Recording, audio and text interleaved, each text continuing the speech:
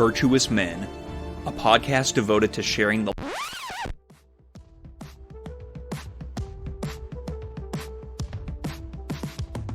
Welcome to Loose and Unscripted, where we go over the making of Season 3. I'm Jamie. I'm Scott, and we are the creators of Virtuous Men. Thanks for joining us for another Loose and Unscripted. We're going to go through Season 3 episode by episode. Scott, we did it. We did it. We made it. We made it. We survived. Season 3 is in the books, and I thought it was a fantastic season. Yeah, I remember you said when we were planning on doing this part of the episode where you were saying this is quite possibly our best season yet. And I hold to that statement. Yeah. Actually, no, you didn't say it was quite possibly. You said it actually was the best, and I was the one who said it was possibly. So I was corrected. Supremely confident. Yeah, it's... And you had your doubts. Having listened to it again, I am leaning toward becoming a believer in that statement that you made. You've been converted. Yes, I'm a convert. All right, well, let's get into it. Episodes 1 and 2 for the two-parter of Frank Hamer for the Virtue of Law and Order. So, I guess my first question is, what led you to want to do Frank Hamer for this particular virtue? And how did you hear about him, and what kind of drew you to him? So Frank Hamer I first heard of actually through the movie Highwayman with Kevin Costner. Really loved that movie. And then I wanted to see more, like, who this guy really was. So I started doing research and came upon a book called The Epic Life of Frank Hamer by John Bosnecker, who we were able to get an interview with. And that was kind of a process, like all my interviews in Season 3. I contacted John maybe 2-3 months before we managed to get an interview with him. And he finally got back to me and we set it up. It's a really cool interview because he is an absolute expert on Frank Hamer. He's been passionate since he was a kid about the story of Frank Hamer and Bonnie and Clyde and that whole, how it all played out and how they finally tracked them down. And he wrote a book. He said he was trying to get some of his historian friends who are really into the Wild West and Old West, and nobody wanted to write it. And so they're like, hey, why don't you write it? So we finally did. Aha! And it's a great book, and the way he writes is really cool, and really enjoyed that. So that was kind of when... And you read the entire book, right? Yes, read the whole book, and that was... I read it kind of while I was writing the episode, and then it was kind of an interesting time, because when we interviewed him, the defund the police movement was still kind of in full swing, and that's right. I wanted to tell a story of what a good lawman looks like, because I believe John said it when we were interviewing him. He said, just because there's a few bad apples in the bunch doesn't mean you throw out the whole bunch. And I really wanted to highlight a lawman who lived in a different time than us, and it was a very different atmosphere and environment, but he was an example of integrity, honesty. And John in the episode, I thought it was really cool how he contrasted Hamer's time to the modern day and how policing has changed, yet also pulling things from the past that we can still use today. So it was a really cool episode, cool interview. And I want to say thanks to John for he shared our episode on his Facebook page, and we got a good bump in downloads from that. So thanks for that, John. Yeah, it was a really enjoyable episode to listen to. Especially, I mean, hearing him talk was great because the way he talked, he peppered throughout the episode. He sort of talked about the kind of research he had done throughout his life for the story, and it was astonishing too. Just from a writer's perspective, I just think to myself, well, yeah, that's practically, I mean, that's years worth of work.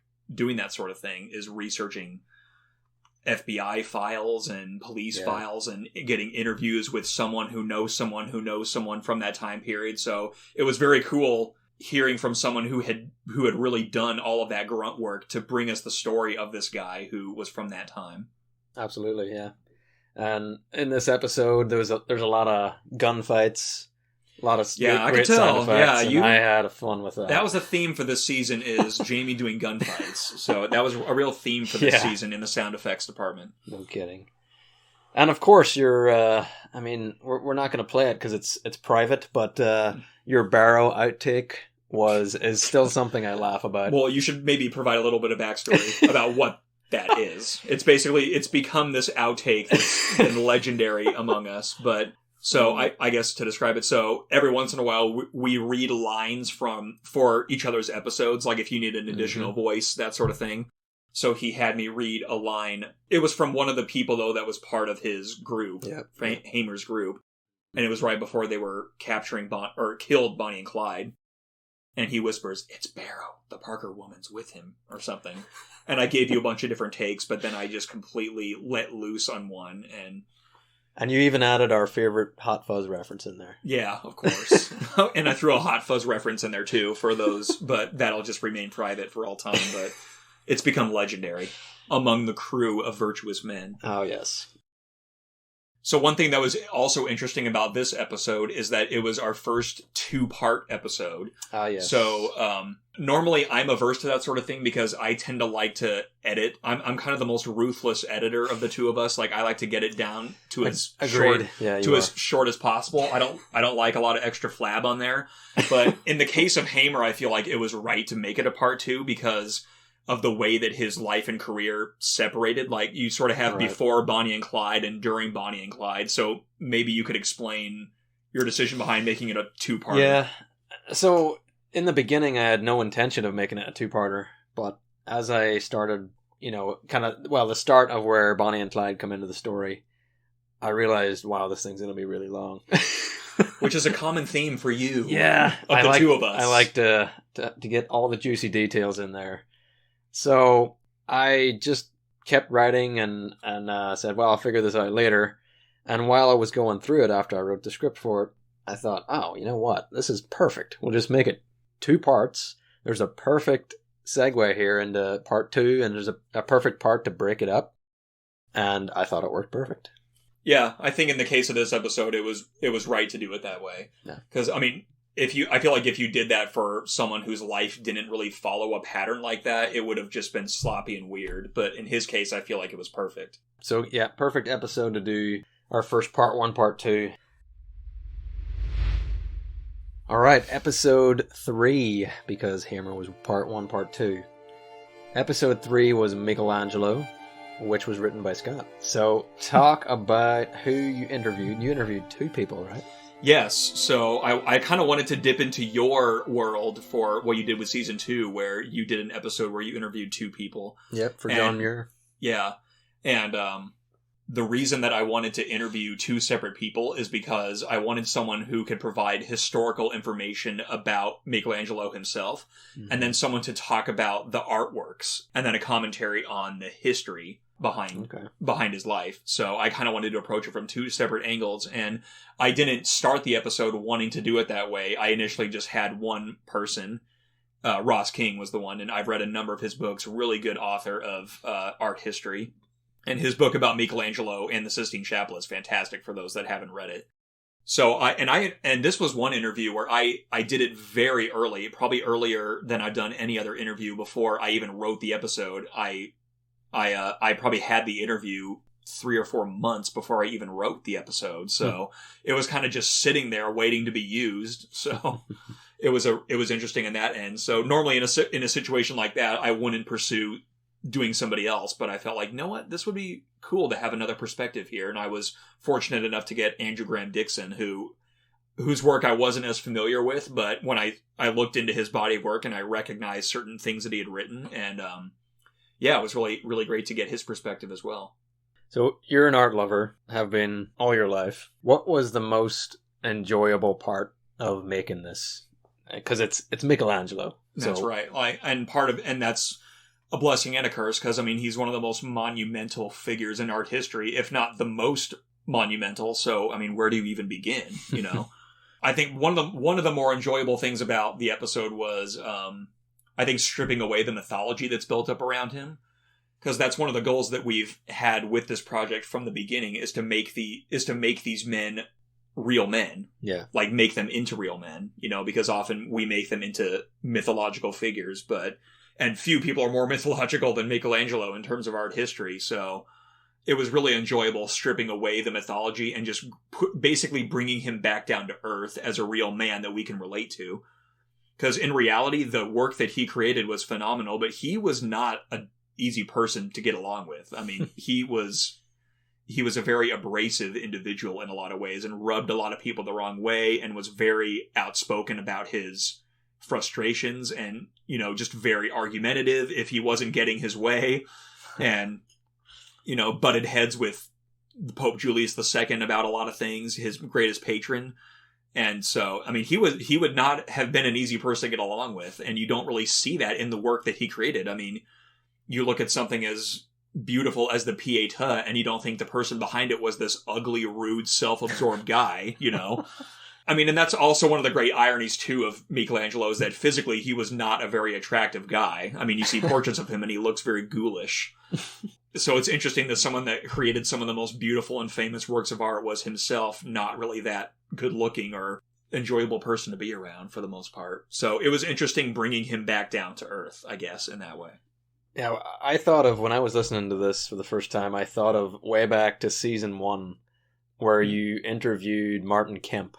And he was actually talking about season 1, episode 1. If you're an art lover, go back. It's Leonardo da Vinci. But when Martin Kemp was talking about da Vinci's temperament, he mentioned that Leonardo was a guy, or that Michelangelo was a guy that you didn't tell him what to do, and you had to be very careful with how you handled him. So it was cool. I really thought back to that episode when I was listening to this one. And I was even tempted, too, to reach out to him to get his perspective on Michelangelo, but I was just thinking, no, I'm just making this harder than I need to. Just bring it back down to earth. Do to yourself what you're trying to do to Michelangelo. Just come back to earth.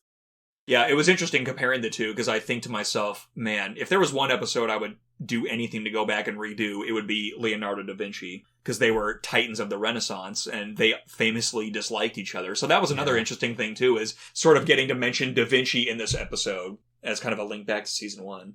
Yeah, I mean, your first episode, our first ever episode. That's right, yeah. That's right, yeah. That was the first.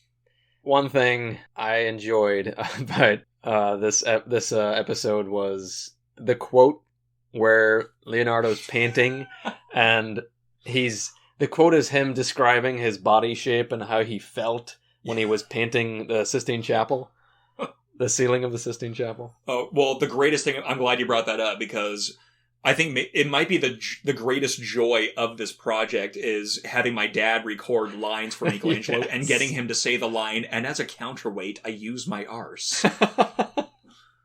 Which is a line in the poem, which is really great, because it was this poem that he wrote about his experience. That was a line in it. And it was great getting my dad, of all people, to say that line out loud. Next time I see him, I'm just going to say, hey, Larry, could you reread that? Can you reread that for me in real life? Right. As I recorded it, I think I wept a little. Just the overwhelming beauty of it all, We love you, Larry. Yes, we do. We very much do. Okay, episode 4 was John Coffey. And this was our first movie character we've done on the podcast. That's right. So John Coffey, why John Coffey for The Virtue of Goodness?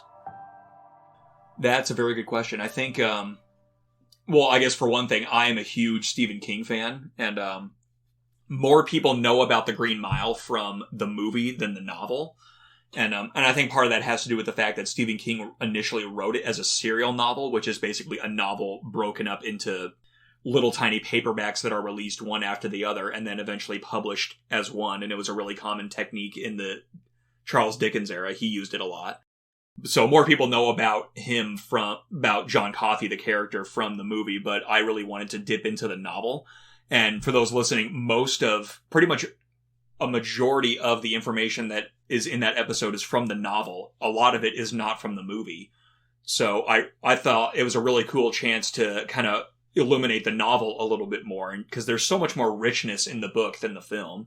And it's a very good film, don't get me wrong, but the novel is much richer. And I felt like there was enough material there that I could do justice to that character and make it interesting. Because, I mean, with a lot of these guys, the information that we provide is strictly about the person. Whereas someone like John Coffey, there's very little we know about the character because by nature he's very mysterious. So the way that I wrote the episode is I wrote it from the perspective of Paul Edgecombe, which is the character that Tom Hanks plays in the film. So I wrote it from his perspective and him kind of reflecting on John Coffey, which is basically how the novel was written. So it was cool to write the episode in that particular way as a way of kind of making it not so much about John Coffey, but about this character who's affected by John Coffey.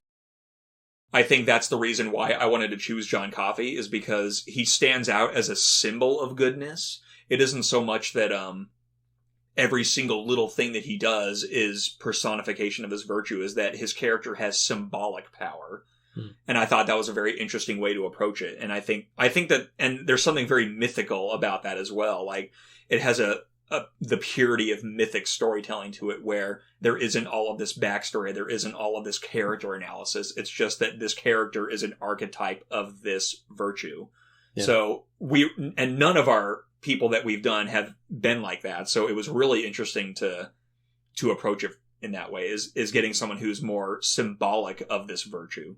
Yeah, that's true, because most of our episodes are, here's, this person was born here, in this time period, here were his influences in life, and that's what led him to this particular act or things that he did that exemplify this virtue. And yeah, it's very not like that. I imagine it was kind of hard, at least it would be to me, to do this episode and not constantly be thinking of the movie. Was that difficult? Oh, no, not at all. This was far and away, in terms of the writing part, this was the easiest episode, bar none, I've ever had to do, because I've listened to the audiobook more times than I could count. Like, ever since high school, I've been a fan of this book. I kind of used it as a guide here and there, and there were a few details that I did pull from the movie. So this was another interesting thing, too, is that I feel like there were a few details that the movie did better than the book, in my opinion. Like what? Well, a good example is, so the way that Paul Edgecombe finds out who's actually guilty of his crime, I think the film did that much better than the novel. And I mean, the novel is kind of more of it kind of takes a whodunit kind of turn, where Paul Edgecombe kind of plays detective and goes around and tries to find out who did it. And in the movie, it's a lot more simple, and I think it's a lot truer to the story. So it was also interesting kind of taking both versions of the story and putting it together in this one whole. But most of it is the novel, but there's a lot of the movie in there as well. And I gotta say, there's one moment in the beginning, I think it was right as the body of the work starts. That's probably the most proud I've ever been of a particular audio section. Yeah, in terms of the sound effects of the Chain Gang song. Yes, that was good. It really put you in the time period. Yeah, because I probably listened to that thing over and over again. I'm like, man, started singing along. I am a podcast master here. So, and that was also what was interesting about that too, is that I think that is probably the record for the longest intro to an episode without any of our dialogue starting it off. Where it's basically just 30 or 40 seconds of pure sound effects and music. Very true. So I didn't even notice that, but you're probably right. I'm pretty proud of that. Well done. So episode 5, you chose to do David Eubank for the virtue of sacrifice. Yes. And this was definitely a virtue where you could have chosen thousands of different men. I mean, it's such a prominent virtue in the world. So I guess I was sort of interested as to why you chose him particularly for this virtue, like about how he exemplified sacrifice, because he exemplifies so many different virtues like courage and bravery and all those other things. But sacrifice, I just thought that was an interesting choice of a virtue to highlight. Yeah, so I first heard of David Eubank and Free Burma Rangers from our mutual friend John Gallagher, who does the voice of Frank Hamer in episode 1 and 2. And it was a couple of years ago, actually. We were on a canoeing backpacking trip, and he had mentioned, hey, you got to watch this movie, Free Burma Rangers. It's incredible. And it's about this guy, David Eubank. And I don't think I actually watched it for another year. And so it was last summer, I finally watched it. and I was just amazed by this guy's life. His family go everywhere with him. His kids have grown up since they were born in Burma, in a conflict zone, and that's just normal life for them. And so I watched the movie. We were obviously already doing, I believe, season 2 at the time, and I thought, I have got to do a post about this guy at least. And so I bought his book. His book is Do This for Love, and I started reading that. And then I reached out to Free Burma Ranger to see if I could possibly get an interview with David. And it was a very long process, because obviously he's, all over the world, very limited connection to internet or anything, most of the time. And you were determined for this one. I was. You were going to get an interview no matter what. Yeah, there was a point where in writing the episode, I had already written a good part of it. And you had mentioned, hey, have you heard back from David yet? Right. And I said, no, not yet. Give it another week. And finally, he did get back to me. We connected over email, and then we connected over just texting, and we set up an interview. And I think I worked that morning, but I worked it in. Right. And it turned out that's right. The time that he was supposed to call in, he didn't call. I was like, no, and something must have happened, or, he just couldn't make it work. And so I was really bummed for a couple hours, and then I finally get a call from him, and he calls me on the phone saying, hey, sorry, I'm in Syria, and right. And we just lost power this morning, and so I couldn't call you, but we have power right now, so if you want to do the interview, we'll just see how long it lasts. And we chatted for a good 50 minutes, and then he lost power again. But it was probably my favorite interview that we've done, because he's just such a down-to-earth guy. He's aware from Washington, and he comes back to Washington, pretty much every year with his family. And we're both into hiking and climbing, and we chatted about that for a good 15 minutes. He's like, hey, when I'm in Washington next, I'll let you know, and maybe we can go on a hike together. So just totally down-to-earth guy, and it was a really, really great interview.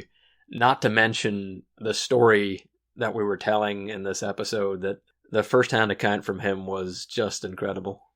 Oh, absolutely it was. Well, and I was so impressed with how good the audio sounded, for one thing, because hearing you talk about the process of getting it, considering where he was, I thought the audio was going to be really fuzzy and choppy, but it sounded no different than any of our other ones. So I was really impressed by how good it sounded, and his insights too. Like you said, he was very down to earth, and it's normal for him to do what he does, and for most of us, that's completely unthinkable. Yeah, exactly. And I, in doing this episode, I don't think I quite realized how much work it was going to be in telling this story, and it is by far our longest episode ever. But I couldn't tell the whole story and keep it below our 60-minute threshold that we like to keep it under. Right. And I feel like, considering that none of our other episodes were this long, I felt like it was all right to make an exception. And the fact that we were kind of breaking ground with this season anyway. We were doing things that we'd never done before. So we do a fictional character. Why not have an episode that's almost an hour and a half long, Right. And considering the story you were telling, I felt justified. Yeah. Yeah, and this episode came around at a good time when I was recording it, because this is right after Christmas, and I managed to get COVID, and so Yes, you are a survivor. you are one of them. I managed to... I grabbed all my recording equipment, my computer, and I was locked in my bedroom for about 10 days. Right, you showed me a picture. You were just stuck in you were working among the coats in your closet. Yes, I literally... So there would be no echo or sound from outside the bedroom. Was it a good recording place, the closet? It was amazing, yeah. You should. I see why people do it now. We should do Lucid Unscripted in the closet. Well, maybe not, but I just had all my stuff in there, and I had just enough room to sit down and record, and then when I'd get up, I'd have to move the desk again. But and listening to it, you would never know. You would never know, and I hope you'd never know. I hope my voice wasn't too bad from COVID, but I don't think it was. Oh no, I didn't notice any difference, and and listening to it, I wasn't thinking to myself, man, it sounds like he recorded this in a closet. So you definitely got rid of that. Well, I gotta say, too, that in terms of sound effects, this was probably your most elaborate episode. Oh, yeah. So even more than Frank Hamer, and that was pretty elaborate, too. So maybe shed some light on that. Well, I had some time on my hands since I was isolating for quite a few days. And I really went crazy on a couple of sections in the episode, specifically the one where David is assaulting a trench, an ISIS trench. A grenade blows up right next to him, and I have the sound effect of the ringing in the ears, and I really went pretty in-depth with that one. Well, you did a really good job with that, I gotta say. You definitely went all out with that one, and it shows. Yeah, so good work, brother. Thank you. And if anyone has never seen the Free Burma Rangers documentary, definitely check it out. It's eye-opening. Currently in Myanmar, countless deaths recently. It's really bad over there. I was in touch with David over email. He sent me an email last week and just said he was, I believe, in Karen State with over 170,000 people who had fled. Wow. Fled the fighting. So, be in prayer for them. They need it. And check out their website. It's freeburmarangers.org. And if you feel so inclined, donate to their work. It's good work, and it's definitely needed. All right, so last episode 6, was King Arthur and the Knights of the Round Table for the Virtue of Equality. So everyone knows the King Arthur story. I'm sure most people have seen a movie or two. What is something that you discovered while writing the episode and researching it and getting the interview with Barshevsky, was her name? Stephanie Barshevsky. Yep. Yeah. What is something that you found out that surprised you? I think one thing about the stories themselves is you're right. Everybody knows the general myth of King Arthur and various episodes of the myth. But what really struck me about sort of seeing the myth as a whole, like from beginning to end, where the story begins and where it ends, is that it's a deceptively simple story. But it has the grandeur of great myth, which is one of the reasons why it endures so much. And Stephanie Barshevsky mentioned that during the course of our interview, that it's big mythology. It's very big and powerful and impactful. But the story itself is very simple. It's a very simple rise and fall story, or the fall of a kingdom, or a fall of Eden story, if you'd like, about this perfect kingdom that symbolizes all of these great virtues that comes to ruin. Yeah, it was kind of an interesting way you did it with the whole historical aspect of it at the start, where you say, okay, here's the myth and here's how it was formed throughout the years, and here's the major influencers who kind of perpetrated the myth and kept it going and changed it to fit their needs, basically, right? Yeah, I mean, well, and Stephanie kind of explained that a little bit more, where it was basically used as a political tool throughout its history, and then you get later writers that make it more about storytelling and less about politics, and then you get later editions where there's storytelling and politics coexisting side by side, which was a part of the myth that I was really never aware of, so it was really eye-opening there. But I initially didn't start out wanting it to be a 2-part episode in the way that I did it, not like Hamer, where it's just practically two full episodes about one subject, but it kind of, as I was writing it, it kind of made more sense to do it in a 2-part format, where you get the history of the myth, and then you get the actual myth itself, which I thought was an interesting way of going about it. Yeah, it was interesting when you get into part 2, you kind of realize how much of a tragedy the whole thing was. It's a telling tale of how things are in real life. We seek these ideals, but they often don't work out because they're being worked out by flawed human beings. Right, and I think that's ultimately one of the reasons why the Arthur story is so powerful, is that it's a deceptively simple story about flawed people who strive for something great and end up not achieving it. But the fact that they were striving is what makes it so enduring, I think, is that there's this ideal kingdom, and that's what we should be striving for. What would you say is the lesson that you take from the episode personally? I think a really good lesson to take away from it is the fact that we are all different in the sense that we have different skills and we can't all do the same things, but our inherent worth is what matters most. Yeah. So we all have worth as human beings, and we all matter. And we're not all the same, but we all are equal in the sense that we all have worth and our lives mean something. So, which is also, I think, another interesting thing about the myth is that you look at these virtues and what they symbolize and what they stand for and how the story brings those things to light. And yet it also says that it just can't last in our fallen world. Right. But that doesn't mean just give up and continue to be a degenerate person, but try to be something better. Try to be virtuous. Try to be noble and chivalric. Yeah, the moral of the story is when you lose track of that equality, that thinking of every person as having worth, ultimate worth, when you lose that, then everything else goes with it. Absolutely. And I think that's one of the main reasons why the story endures, is because we all see a picture of what the world could be in that story, and yet we realize that it just can't be that way, which is the tragedy of it, but it also shows us what might be. And I think that that's one of the reasons why we're drawn to storytelling in general, is because we're looking for that thing that might be.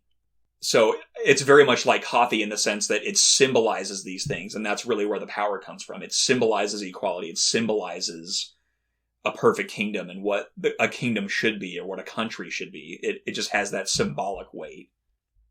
Right, and I've actually been thinking about this lately, the fact that we need symbolism, especially for virtues, because when we just have one person that we think, oh, this guy is an example of, courage or chivalry or whatever it is, when they fall, what happens to your idea of that virtue? It goes with it.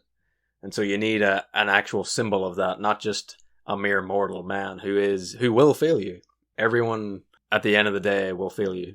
And so you need those symbolisms behind it to help exemplify that for you.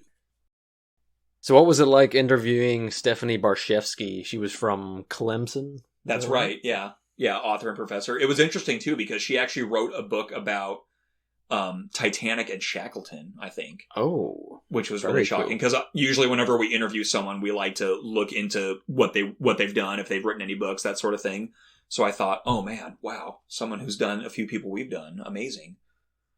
And she was basically the really cool college professor that everyone remembers having at some point, where you could just listen to them talk forever about what they're talking about. She just had a lot of energy and an amazing amount of knowledge about the history behind the Arthur myth. Like, I was blown away by how much knowledge she had about it and stuff that I never even thought about.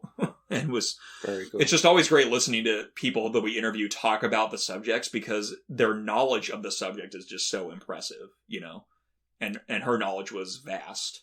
And what does she teach at Clemson? She teaches modern British history. I could definitely tell, too, because her knowledge of the subject was so impressive. Just with pretty much every question I asked her, it was just this long bit of information about it, and I was pretty impressed, I gotta say. Yeah, that's what you want from an interviewee for this, especially. Just someone you can ask a question to, and they just rattle off minutes of good clippable footage for our episode. And it was also difficult, too, on that front, because often you get so much good information for each question, you just think ahead to the editing process going, how am I going to do this? Yeah, well, hey, we're going to get into that soon here. That's right. But it was a really enjoyable interview, and it was really fun listening back over to it again and just writing the episode along with it and listening to her talk about it. It was a really enjoyable one. Alright, now that we are done talking about the making of each of the episodes, we're now going to get into the nitty-gritty and ask each other, what do we do to make these episodes? Oh, intriguing. Yes, questions that everyone who have listened to our podcast has been dying to know. Everyone and their mum. Hot Fuzz reference. Everybody and their mums is packing around here. Okay, so how do you go about getting interviews? Where do you start? How do you look for people? And how long does it usually take to get one? For me personally, I like to start with authors, and then if I can't seem to find anybody there, then I go to college professors or someone like that, or maybe go to a site that is dedicated to that particular thing. So, like for King Arthur, for example, there's a lot of websites that are dedicated solely to the story of King Arthur and things about Arthur. So I felt like that was a really good place to start looking. And it eventually led me back to Stephanie Barshevsky at Clemson. So it was kind of the circular process of going around author, website, college, so those are kind of the big ones that I personally go for. Okay. But it can take a while to get them too. Or sometimes someone we get a reply and they say, "Oh, I'm not really that interested, but good luck on your project," which has happened a few times. Yeah. What would you say our rejection rate compared to our success rate is? I think our acceptance rate is much higher. I think a lot of people are really happy to talk. But there are those people who, and I know this has happened a few times too, where we've reached out to people and then they can't do it because something comes up, or they think they are able to do it, but then something happens. Or I know there was one author we reached out to who had just written a book and they were on a book tour.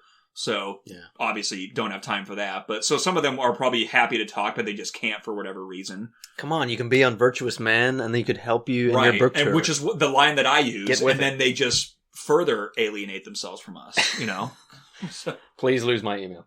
Exactly. Please don't reply. But there have been times where we do get someone right away. So I think it's probably pretty rare that the first person we reach out to is the first one that we get. That's pretty rare. Yeah. It's a lengthy process, but it is worthwhile in the end. It is. So this is one that I'm curious about on your end of the stick, because I know how long it takes me to do it, but how do you edit the interview audio?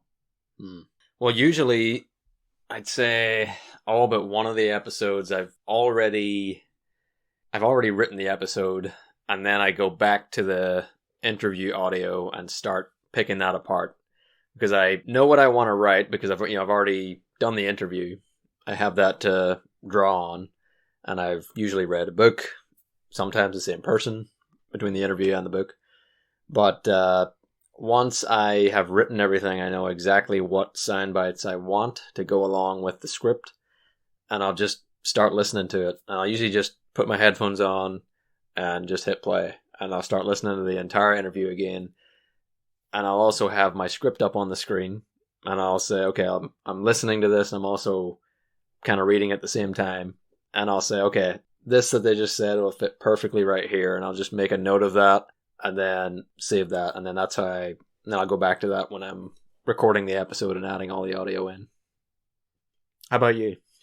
So basically, it's a lengthy process. It's a very lengthy process. Long story short. Yeah.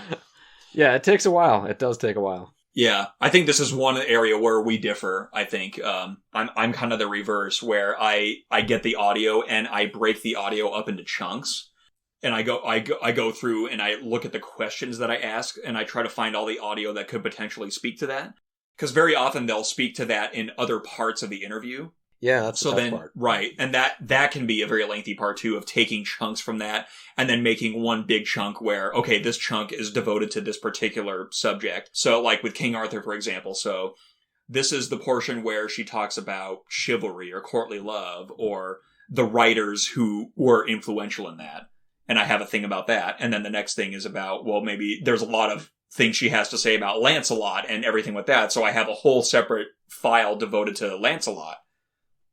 And then so on and so forth. And then as I go through that, then I listen to it again, and then I sort of write around the audio.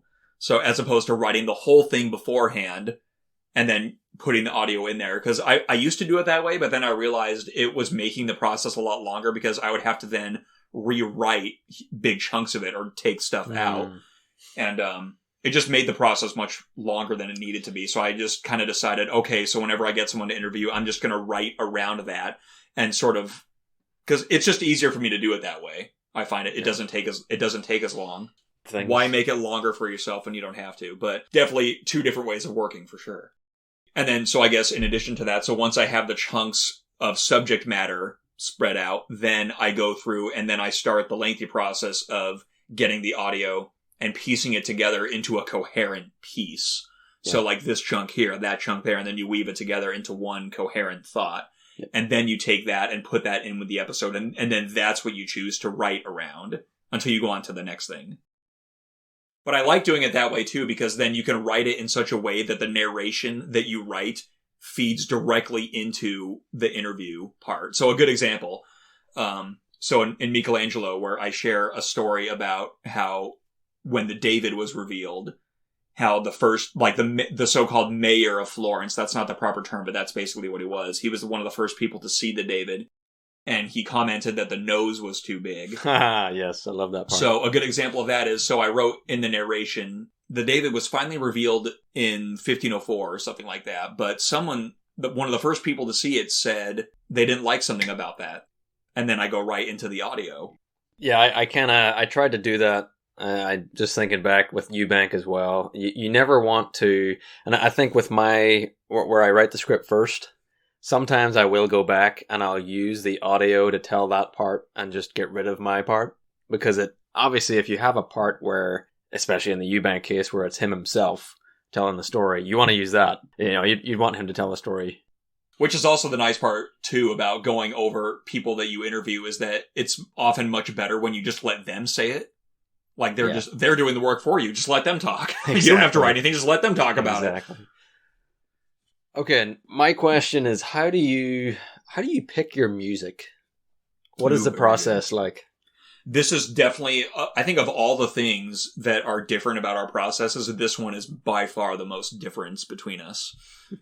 Because I know with you, and correct me if I'm wrong, but you tend to get all of the music you want before you even do anything. Yeah, and I'm the total opposite. Like, every once in a while, I'll come across a piece of music that I know I probably am going to want to use that at some point, so I put it in a folder. But generally, I like to discover it as I'm writing and as I'm recording. So a good example is I'm recording Michelangelo, so I think to myself, what kind of Renaissance type music could I find? So then I start looking for music like that, and then I start playing my options, and then I find, ooh, this one sounds good, I'll use that. Put it in a folder, download it, and then put it on there. And then see how it goes. And then I basically do that all throughout the time of the episode. And very often, the pieces of music that you choose, at least in my experience, you don't need different pieces of music for every single paragraph. Like, very often you can have a 5-minute piece of music that is fine for 5 minutes, which is what I'm looking for.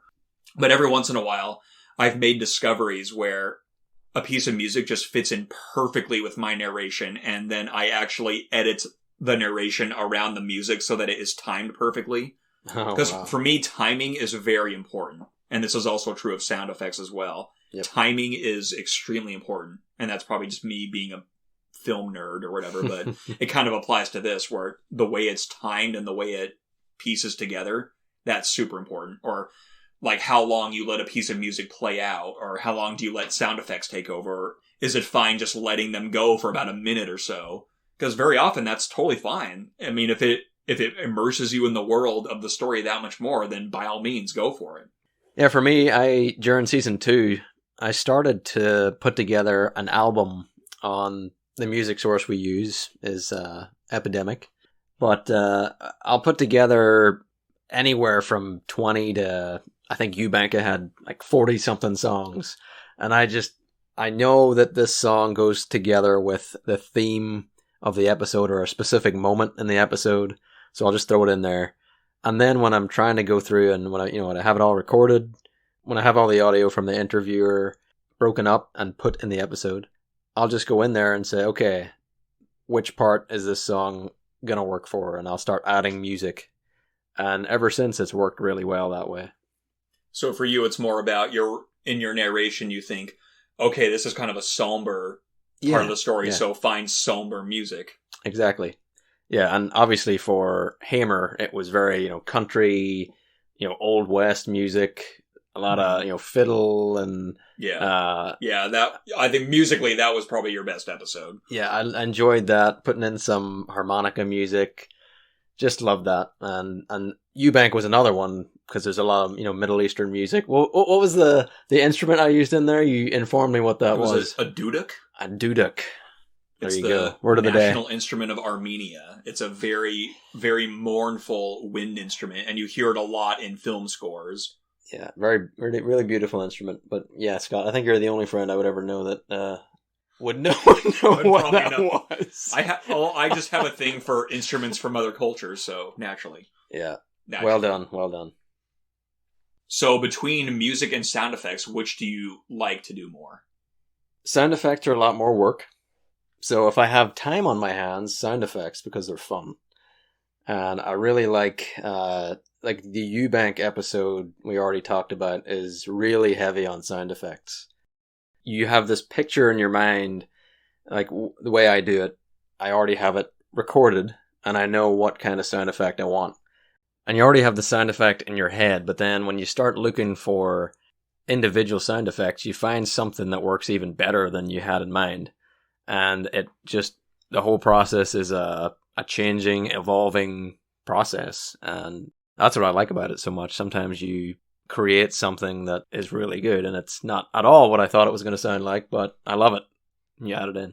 Yeah, that's definitely the case for me with music, I find, more than sound effects, where sometimes the music selection I do, it fits so perfectly with my narration that I change the narration around the music to make it more impactful. I find sound effects are really fun to do, especially if you have a sequence that's very sound effects heavy. Something that could potentially drown out your narration. Striking that balance can be tough. Yeah, that was a tough one in Eubank because there's so many explosions in that episode. Oh yeah, I can't imagine how long that took. Once again, I was in a closet with COVID, so... Right, exactly. Time was not of the essence. That's why it's better to just kind of let the sound effects play themselves out in between your narration. Not always easy to do, but it's worth it because it makes the episode better. Anything to make the episode better, that's what counts. Indeed. All right, last question. What about getting people to read lines? We've had quite a few people read various lines, especially in this season. We had quite a few. And I think in terms of getting other people to read lines, you definitely have struck gold. Yeah. So John, our friend John, so let's see, he did Shackleton's voice in season 2. Yes. Season 1. And then he did Frank Hamer's voice in season 3. Which was very impressive, I gotta say, because he's not from the South. No. He's a perfectionist, though. I warned you. I said he is going to be ruthless about his lines. We sat here for, right where we're sitting, for a good probably hour and a half to read 7 lines. Yep. He's like he'll ask questions like, well, what part of the South is he from? Yeah. Well, is he from the Kentucky South or the Louisiana South? Because that could change the tone. Or yeah, you have to give him the exact context. I literally pulled out the Hammer book and I was reading parts to him. And he's like, okay, I got it. Oh, that's so true. Oh, I love you, John. And then I had my good friend Barang Asgharian reading parts of the Eubank episode. Barang is from Iran, and he's obviously heard Kurdish people speak. So he knew exactly what kind of accent to use. I really, really wanted to get that because me trying to do that accent would have sounded ridiculous. So. Oh, absolutely. Yeah. Well, yeah, especially with me in accents, like that's not anything I'm going to even attempt to do because in order to avoid mockery of the most extreme degree. But I think between the two of us, you just know more people from more places around the world. So naturally, yours have more of that flavor than mine. But, I mean, it's still a great thing if you can do it. But, I mean, you can't always do it. And, when you have deadlines to meet, it's often just harder to do that. So, I mean, it's just harder to do something. Those self-imposed deadlines will get you every time, right? Every time. Yeah, last shout out. Obviously, my wife Stacy did a few lines for season 3 and season 2. Yes. And my parents, too. My mom and dad. I want to give a shout out to you guys. You did a great job. Yeah, Larry and Stephanie. Mom, you still have a chance for an audiobook career. Yes, agreed. She really does. I agree completely. Whenever we do our Virtuous Men book series, we'll give you a shout out, Mom. Yeah, that'll be her path to reading for Audible. Exactly. I can see it now. Okay, so now we're going to do something kind of interesting. We're each going to pick a 30 to 60 second clip of one of the other person's episodes from the entire series. So seasons 1, 2, and 3. And this is just going to be basically a favorite clip of one of the other person's episodes. And we're going to play it and then kind of talk about why it was so impactful to us. All right, so I'm up first. I chose season 2, episode 5, which was Men of the Titanic, The Virtue of Chivalry. And here we go. Though there remains dispute about which songs were played, many reported that their final song was the hymn that would become forever synonymous with the Titanic after April 15th, 1912.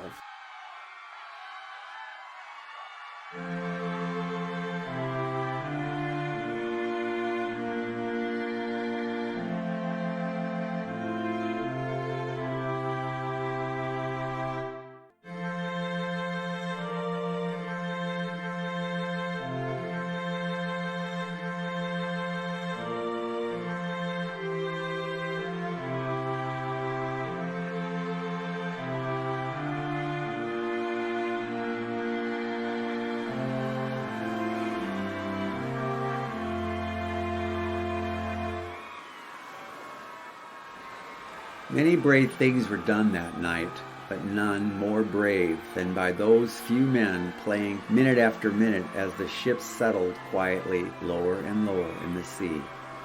The music they played served alike as their own immortal requiem and their right to be recorded on the rolls of undying fame. Lawrence Beasley. I had a feeling that that's the one you were going to pick. I knew it in my gut. He's going to pick something from Titanic. Yeah, that part was an emotional part of the episode. Obviously, there are people dying, and of these guys who remained on the ship. And I had just, when you were over visiting me in Indiana, you went to the Titanic Museum in Pigeon Forge. That's right. In Tennessee, and I went there a few weeks later. And I had just been there. I'd seen the violin that they have. Yeah, oh my gosh, that was amazing. Lawrence Hartley, right? Wallace Hartley. Wallace Hartley? Yeah.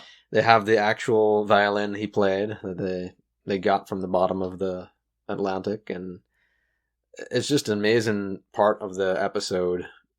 What was happening. I love that you put the music in there, the Near My God to Thee, and it's kind of faded in from the screams of everyone just panicking, and then and having that fate, and that was very intentional, where I really wanted the music to kind of have its starring moments. So I thought, how effective would this be if you kind of just let the pandemonium fade out and just let the music take over? And it's moments like that. I think I'm always searching for moments like that, because music is very powerful. Yeah. In anything, whether it's movies or just music by itself, music is a very powerful tool to getting to people's emotions. And what could be more emotional than something like that? Yeah. Where you just kind of letting the music play itself out and not have any pandemonium around it, and just kind of isolating it. I felt like that really gave it a sense of power that it wouldn't have had otherwise. Yeah, very artistic. Well done. All right, how about you? So I chose the theatrical intro of part 1 of Frank Hamer. Season 3. Yeah, roll tape. They sat outside the old brothel in town. The man they were looking for had murdered 2 men and was now held up inside the brothel. The women were ordered out, and the ranger captain ordered the man to give himself up. When he refused, they opened fire. Bullets pinged off the siding and smashed every window on the front of the house. But the young man didn't fire. He covertly stepped around to the rear of the house and took up a good firing position overlooking the back windows. There was no sign of the man inside as the other rangers continued firing, but just then the young man saw a flutter of the curtain. A moment later, a shape resembling the muzzle of a pistol extruded through the gap in the curtains. Without a second thought and in almost one single motion, the young man drew a bead on the shape and fired once.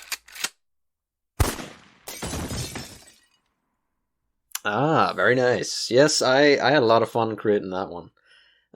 Funny story, when I was writing Hamer, like I said, I didn't realize it was going to be a 2-parter. I originally created the theatrical intro for part 2. I created that one first because I wanted the Bonnie and Clyde theatrical intro to be the theatrical intro. All right. But then I ended up I ended up breaking it into 2 parts. So I needed another theatrical intro for this one, which was obviously earlier in his life. Right. So you were kind of under the gun when you were doing it. Yeah. So to speak. Yeah. So this is early in his ranger career. Mm-hmm. And he goes to Del Rio, Texas, and there's this guy they're looking for, held up in a brothel, and they just open fire. I mean, that's how they rolled back then. Right, yeah. But Hamer doesn't open fire. He finds a better position to try to actually see the guy, where he is, what window he's trying to shoot out of, and he finds him. And as we said in the episode, interviewing Bosnecker, he said that that's the only recorded shot that he fired in the whole incident was the one shot that killed the guy. Yeah, I think that's what made it stand out, too, is that, I mean, it was really suspenseful, too. That's what struck me, is that, and it was very well timed. I personally just really liked, I really liked it. I think it was one of your, if not your best intros to an episode. Like it, because I'm always a huge fan of those moments that just totally put you into the story. Yeah. And I love it whenever you can be drawn into that world right away. And I feel like that you really achieved that with that episode. And it was really suspenseful. And that single shot firing through the glass and then the ensuing chaos there. I just thought that was very well done. Really did a good job there. Yeah, when I found that sound effect of the... obviously, it's two different sound effects of the smashing glass, but then someone falling and something, glass knocking over and breaking. When I found that one, I was like, yes, perfect. And that's another thing, too, is the layering of sound effects can be really tough. So, especially with a gunfight, I just know listening to it, like, that probably took a long time. So, it definitely paid off because it turned out really well. Awesome. Nice work, brother. All right, so final part of this episode, we're going to give our book recommendations. Okay, so if you could give one book recommendation to the listeners, what would you choose in the context of Virtuous Men?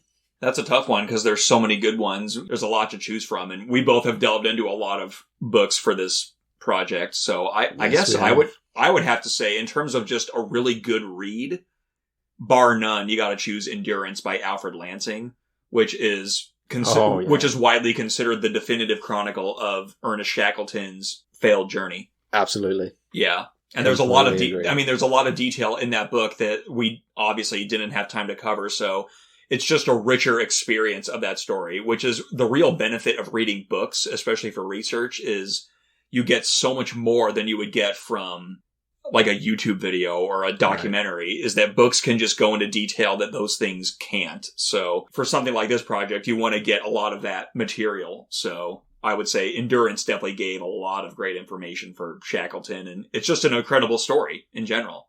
Lansing does an amazing job dramatizing it. Yeah, and I'd say when you're reading that book, if you didn't know that this was a true story, you would think, wow, this guy is a genius to think of this story. And like, if you had no idea that Shackleton was a real guy and this entire story really happened and all these guys actually survived this, you'd be like, this is amazing. They should make a movie about this. This is a great story. Yeah, it's the epitome of truth is stranger than fiction. Yeah, exactly. And what is your book recommendation for our listeners? Well, I'll stay on theme of season 3. I would recommend Do This for Love by David Eubank. It's just a chronicle of his life, from birth to what he's doing in the modern time. It's an amazing story. I would actually recommend listening to the episode, of course, but also watching the documentary Free Burma Rangers and then read the book, because you get so much more detail in the book, as books are, but you get to picture, because some of this stuff, it's hard for you to picture this if you've never, most of us have never been in a conflict zone. If you have an image of what it's like and what they went through, and then you read the story and get even more detail, that's what I would do. So it's called Do This for Love by David Eubank. And this is another thing, too, that is common in our project, where the other guy is reading a book that they immediately recommend to the other. Yeah. So when you were saying, oh, I'm reading Do This for Love, or I'm reading Texas Rangers by John Bosnecker, I think you got to let me borrow when you're done. Yeah, it's right on my shelf right there, sir. You're welcome to it on your way out. Hey, what's that over there? All right, that is Loose and Unscripted Season 3. Thanks for joining us this season. If you enjoyed this season and you enjoy the podcast, please help us out with reaching more people and share it with your family and friends. Give us a rating and a review on whatever platform you're listening to if you haven't already. It does really help us reach more people. And if you haven't already, head over to Instagram and give us a follow on there. It's virtuous_men. All right, there is the sales pitch. Scott? And we also wanted to let you know that we have a bonus episode coming out at the end of this season, and it's going to be another collaboration with a Brothers Creed podcast, and we will see you again for Season 4. All right. Cheers to Season 3. Cheers to Season 3. He doesn't get hit by a grenade, but a grenade blows up close to... That was perfect timing.